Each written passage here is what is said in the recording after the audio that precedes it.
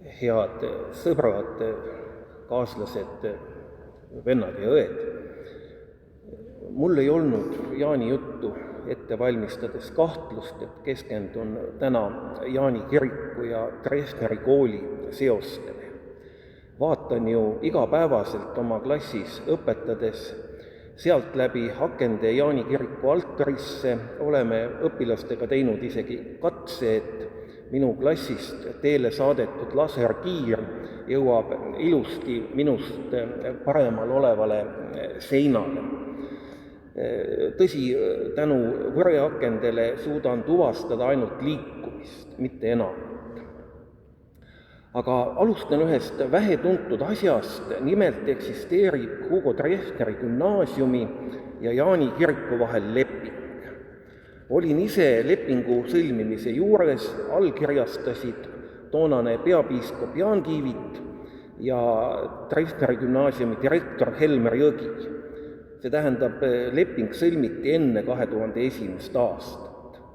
Mäletan veel, et tunnistajatena olid juures ELK poolt täna Austraalias tegutsev Allan Taruste ja Tiit Pädam ja kooli poolt siis direktor ja mina.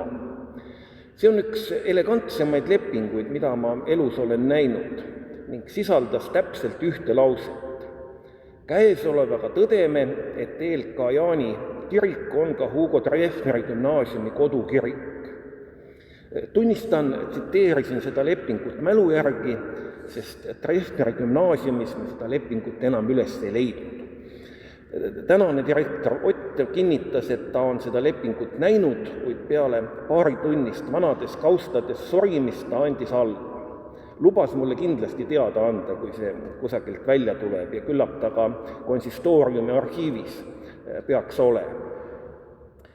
Aga ma katsun Jaani kiriku ja Treffneri kooli siis õpilaste, õpetajate suhet kirjeldada 3 juhtumi kaudu. Ja kõik nad on välja toodud eri aegadel.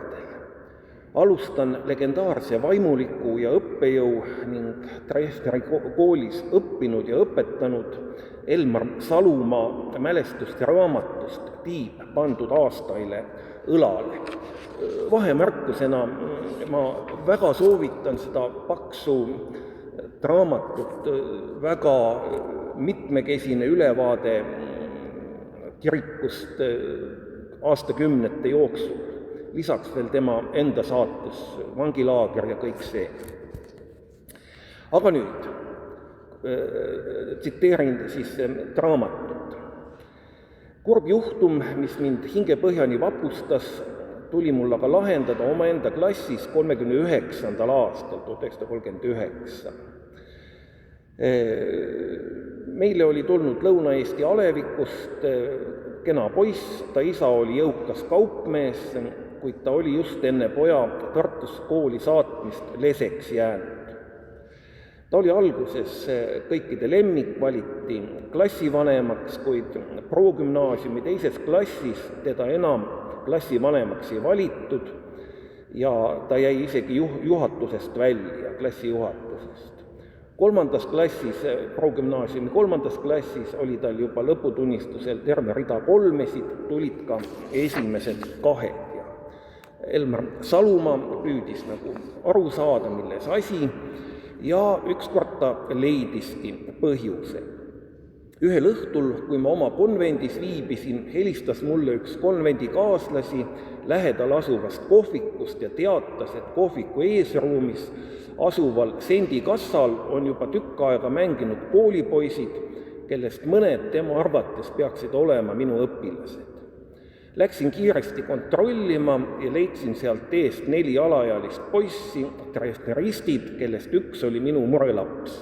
Ma väga täpselt ei tea, mis asi on sendikassa, aga küllap ta on tänase nende hasartmänguautomaatide analoog, kuhu saab sente sisse panna ja enamasti sealt tagasi midagi ei saa.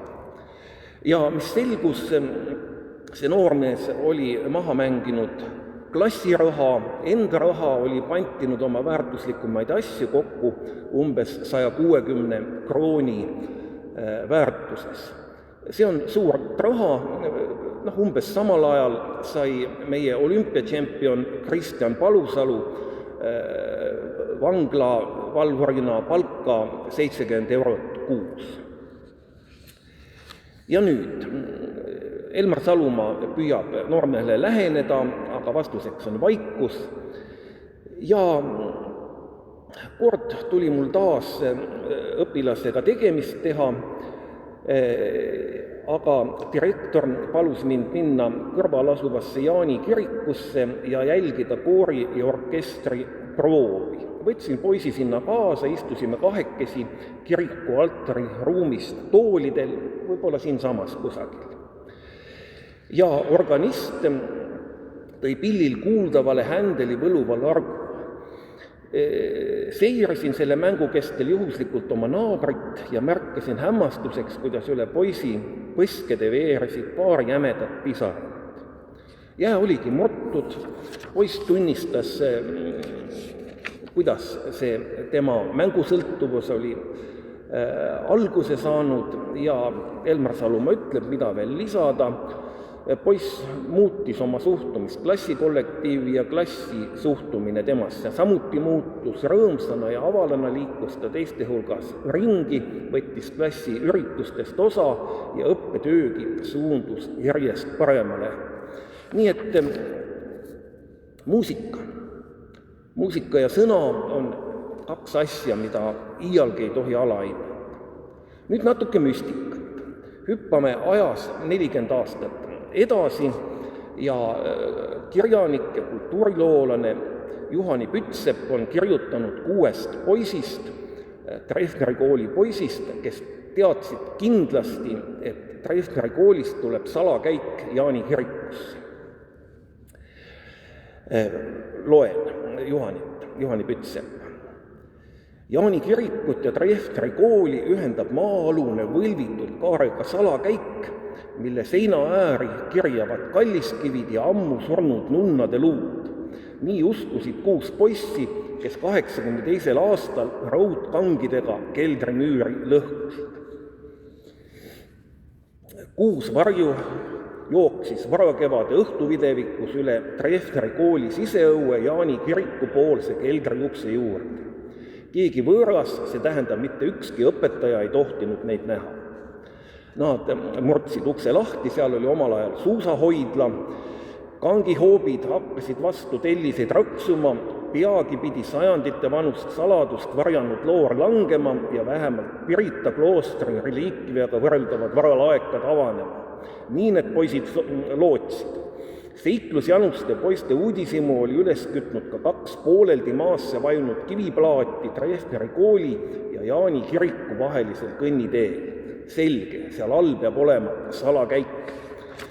Jätan siin vahele, loomulikult suusatrenn lõppes pikalt ootamatult enne, tuli suusatreener ja õpetaja, poisid põgenesid, aga nende näod fikseeriti ja karistuseks pidid nad kogu selle suusahoidla läikima lööma.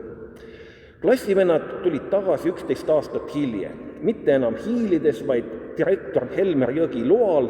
Kooli valvur avas Treffneri kooli majas keldri ukse ja mehistunud klassivennad astusid suusabaasi.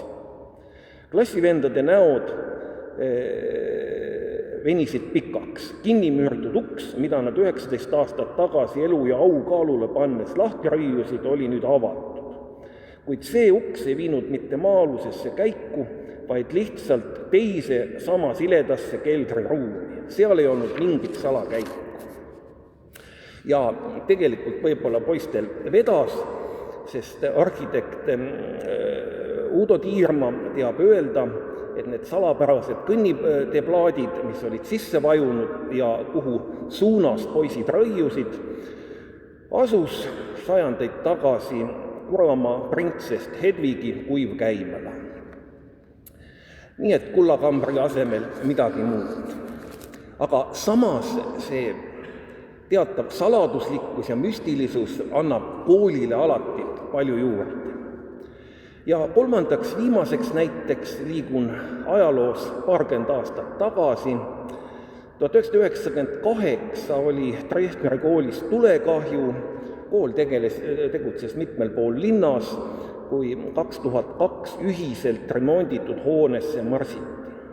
Peatus tehti ka Jaani kirikus, olin siin ka ise, meie punastest kividest põrandat veel ei olnud ja loomulikult ka istmeid ei olnud.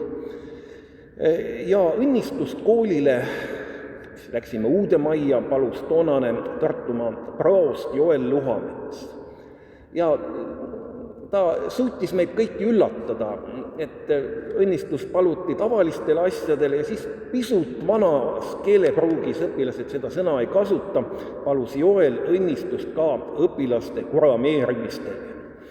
Ja nägin paljude õpetajate näos äratundvat pilku ja naeratust.